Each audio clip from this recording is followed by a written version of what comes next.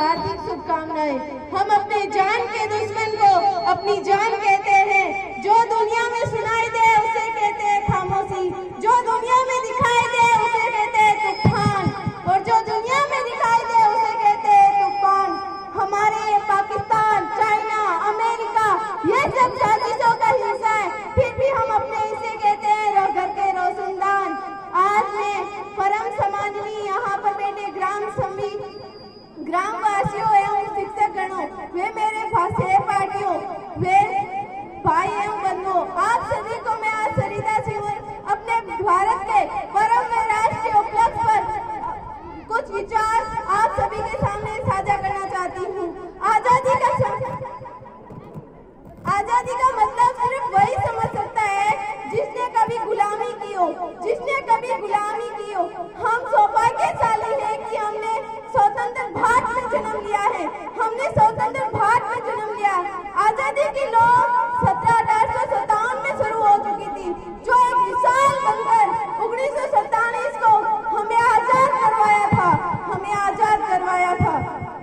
एक माँ जो भारत के लिए एक छत पर एक बेटे को भेजती है, एक माँ एक भारत की रक्षा के लिए एक बेटे को भेजती है, उसी माँ के बेटे और उसी बहू के पति का जिसका श्वास चला गया, जिसका मांग सिंदूर चला गया, नन्हे ननिहालों की लंगोटियां चली गई और छोटी छोटी बेटियों की चोटियां चली गई, बाप की कमाई गई, भाई की कटाई गई, लेकिन पता ही नहीं चला कैसा विस्फोट हुआ।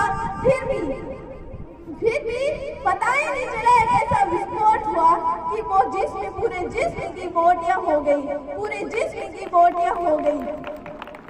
आपके लिए एक आदमी मरा है साहब, आपके लिए एक आदमी मरा है, लेकिन हमारे घर की तो रोटियां चली गई।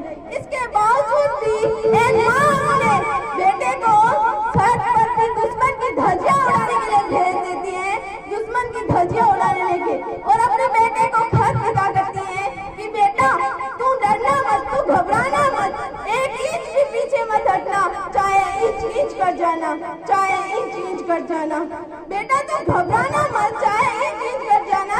आज देश बलिदान मांगता था, फिर देश बलिदान नहीं मांगता है।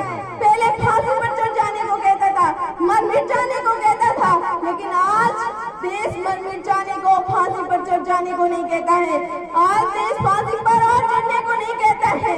वही सच्चा देशभक्त है जो अपने काम को ईमानदारी, मेहनत, पूरी लगन के साथ करता है, वही बड़ा देशभक्त है।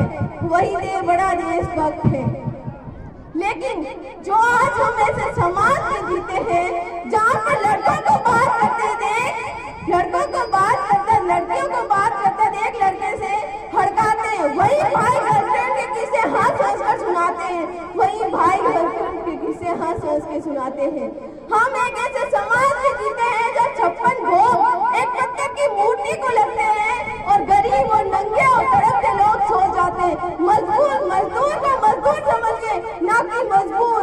गरीब को दान नहीं, काम दीजिए, अगर दान देना है तो जीते जी रक्तदान दीजिए और मरने के बाद अंगदान दीजिए, और अंगदान देकर उसके मरते हुए को जीवन दान दीजिए। आज आप कहते हैं देशभक्ति है, जो हम अपने व्हाट्सएप, फेसबुक के डीपी को 3 रंगों में रखना ही क्या देशभक्ति है? वो देशभक्ति नहीं है। आप कहेंगे कि साल में 2 बार तिरंगा हाथ में लेना ही देशभक्ति है, वो देशभक्ति नहीं है। मैं पूछना चाहूंगी कि वो ट्रैफिक कर भरी बच्चा जो तिरंगा बेचा करता है, क्या वही उसकी देशभक्ति है? वो उसकी देशभक्ति नहीं है, उसके पेट की शक्ति है, और वो उसे ऐसा करने पर मजबूर करते हैं। आज के युवा जो एक मुसीबत में फंसे, लोगों को बचाने की बजाय एक सेल्फी लेकर लाइफ बिताते हैं। आज का दौर है, आज की युवा पीढ़ी है जिन पर जिम्मेदारियां हैं अपने समाज की, अपने देश की, अपने राष्ट्र की आशाओं को बांधे रखने की, लेकिन वो तो 4x4 की स्क्रीन पर अपनी कोमल सी मूल्यों का घर्षण करते रहते हैं और अपनी भावनाओं को बढ़ाते रहते हैं। 4 पर 1 बोतल वोट का काम मेरा रोज था, यही तो भारत का भविष्य बर्बाद कर रहा है, यही तो भारत का भविष्य बर्बाद कर रहा है। मेरे विचारों से जो युवा सफलता के लिए मंदिर में जाकर नारियल फोड़ फोड़ कर कहते हैं, भगवान को रिश्वत देते हैं और अपनी जाति को, अपने धर्म को ऊंचा मानकर दूसरे धर्म की अवहेलना करते रहते हैं, कि हमें इससे अंधविश्वास ही रहेगा। ऐसा अंधविश्वास कभी खत्म नहीं होगा और ना ही राष्ट्र का निर्माण होगा। हमारे देश में शिक्षा नीति दो तरह के लोगों से बनती है, एक वो जो विद्वान है, दूसरे वो जो बंधनवान है। यही तो है अंधविश्वास की जड़। इस जड़ को तो खत्म करना है, तभी हमारे राष्ट्र निर्माण हो सकता है, तभी हमारा राष्ट्र निर्माण हो सकता है। तू अगर फरिंदा है, तू अगर फरिंदा है तो तेरा आसमान है, लेकिन तू अगर दरिंदा है तो कब्र भी तेरी है। और अगर तुझे इस जमीन पर रहना है तो रह भाईचारे से, वरना ये कब्र भी तेरी है और कब्रिस्तान भी तेरा है। मेरे विचारों से अगर राष्ट्र निर्माण करना है तो इस भारत देश में महिलाओं की पूजा नहीं, इस भारत देश में महिलाओं की पूजा नहीं, महिलाओं की इज्जत होनी चाहिए, तभी राष्ट्र देश और राष्ट्र निर्माण हो सकता है, तभी राष्ट्र देश। न सरकार मेरी है न रब मेरा है, न सरकार मेरी है न रब मेरा, न इतना सा बड़ा मेरा नाम है। ये मुझे इतनी सी बात का गुरूर है कि मैं भारत की हूँ और भारत मेरा है, मैं भारत की हूँ और मेरे भारत मेरा। राष्ट्रीय स्वास्थ्य बीमा अभियान को केवल सरकार ही नहीं बल्कि सड़क पर चलने वाला हर एक व्यक्ति, वे नागरिक जिसे करना चाहिए, तभी वो अपने दिल से स्वच्छ भारत सोच अभियान को अपना सकता है। मेरे विचारों से अगर आपको एक नागरिक सच्चा वही हो सकता है, एक नागरिक सच्चा वही हो सकता है जो अपनी मेहनत, पूरी लगन और पूरे राष्ट्र के साथ अपना काम करता है। मेरे विचारों से अगर एक नागरिक चारित्रिक रूप से सड़क नहीं, राजनीतिक रूप से गंदा, मानसिक रूप से दिवालिया और धार्मिक रूप से अंधा है तो भारत को